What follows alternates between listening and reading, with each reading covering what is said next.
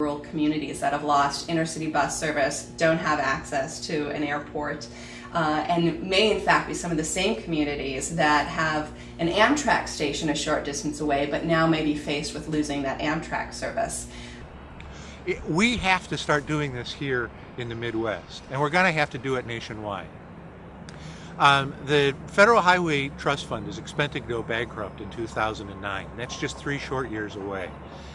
The states are having similar problems and actually are slightly worse off than the federal government's highway program is.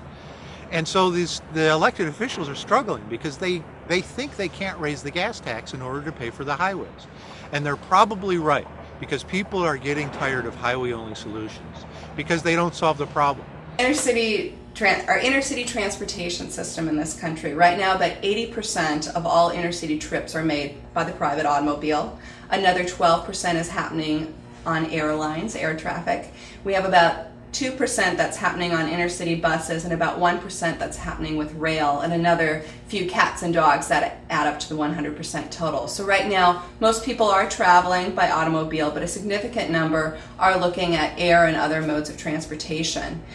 Because of the congestion on our highways, it might make sense to look at moving some of that traffic onto these other modes that we've already invested in, and looking at ways that they can operate together more thoughtfully. So our group sort of looked at this landscape in the country and said, it doesn't seem to be working as well as it should be. We're investing billions of dollars into our transportation system. Some elements of it are world-class, but others are really struggling. There should be a way to reconnect these pieces in a way that is more efficient, that will help people who are traveling, so we're not spending so much time waiting at the airports, waiting on the highways, waiting for a train that may not be on schedule, and look at opportunities to really reconstruct, reconnect how we fund and operate our inner city travel system. When you look at Amtrak, people tend to view Amtrak as an isolated, form of transportation, and they tend to look at it and its investment and losses over the years as though it's the only project that the federal government has ever made an investment in that has not become commercially viable and publicly accepted as a form of mass transportation. And that's not correct. I mean, when we started the massive investment in civil aviation, in interstate waterways, and then ultimately in the interstate highway system, the federal government and their investments, they're the ones who dictate how American public and visitors are going to travel. One of the things that we have been talking about involves the desire on the part of some people to discontinue a train.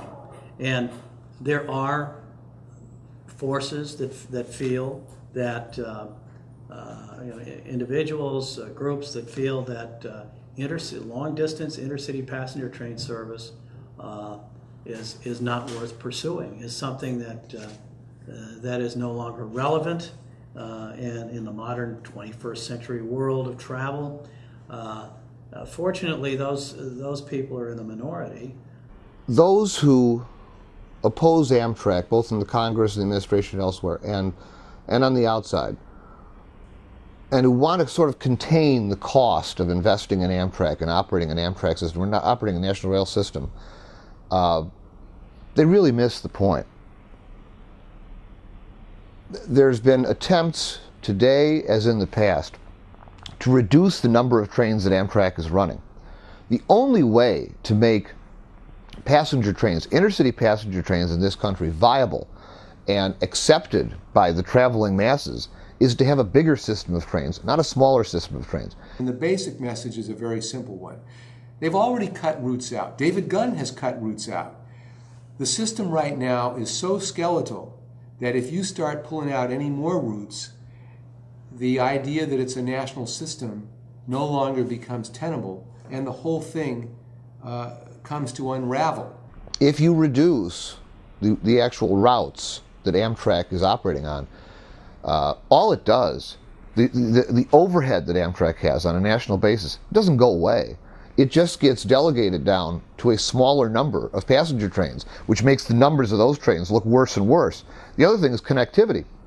If you eliminate a train route, and let's say you eliminate the Sunset Limited that now operates from New Orleans to Los Angeles, you're not just taking New Orleans and Los Angeles endpoints out of the system. You're taking every station in between New Orleans and Los Angeles, and whether it's Houston or Tucson or San Antonio or Austin, and you're taking them out of the Amtrak system. So people there will have no ability to be able to connect onto an intercity passenger train network.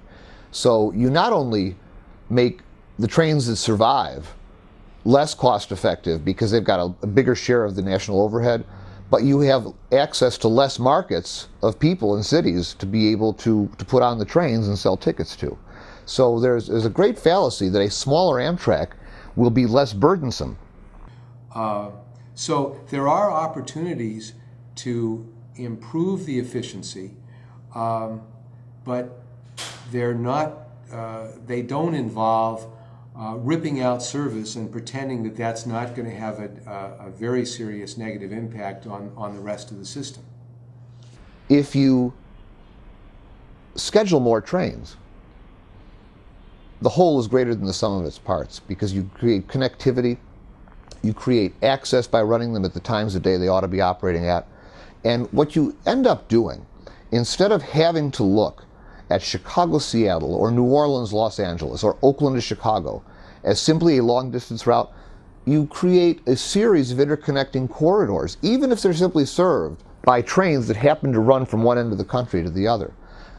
It serves that purpose now in the best way it can, but it's expensive, and it doesn't provide nearly the access it could if you had more schedule and more reliability. But it takes money, it takes leadership and policy, and it particularly takes the guts to be able to say, we're going to spend money on this. It's not popular to say, we're going to spend money on something that, particularly like railroads, is something viewed upon as being in the private sector for so many years, and particularly trains, which only lately have come back to be viewed as something something that we really ought to be aiming towards.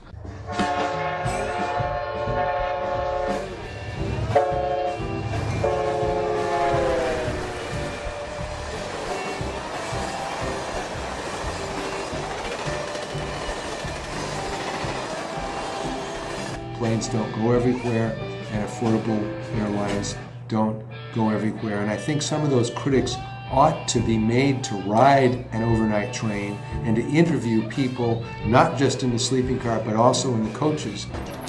That's a good idea. Let's go do that. I'm Deborah Popa, and we're vacationing, but this is just an awesome way to see the country. Why are you riding Amtrak? Well, we're from California, and we flew to Denver so that we could get on the train and come back over the Rockies and the Sierras, and we do it during the day, and it's absolutely gorgeous. Have you been on Amtrak before? It's hard to believe. It's the first time that I come on this part of the country, which I never made it before. I never thought I was going to make it. But I really enjoying the train. It's a wonderful ride.